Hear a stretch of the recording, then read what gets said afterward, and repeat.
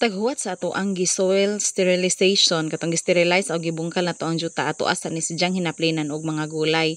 Nata ni batong nga Bisaya katong mugbo ra nga light green og naapod tay okra. So ato ani silang ihinaplin kay kaning atong nahimong garden nabalhin naman ang agianan so nadaplin na ta sa agianan so kinahanglan jud nato sidya nga instead of labat ang atong gamiton ato ani sidyang kurawon og gulay. So natay batong ani og okra nga to ang himuon nga fencing kay aron makabenepisyo na pud ta sa ato ang mga gulay, libre na atong gulay. So naa pa tay labat so double purpose na ni siya. Diya ato din ni sidyang bungkalon. Kaning pinakatumoy ra pang hinaplin mo dyan ay pure nga hinaplin. Idaplin na nato siya sa ato ang garden kay aron nigtubo ani so butangan man na mo jag polno or harog or sangkuway. So katong sangkuway or harog ni jamo toy magsilbi na nimo nga kuraw.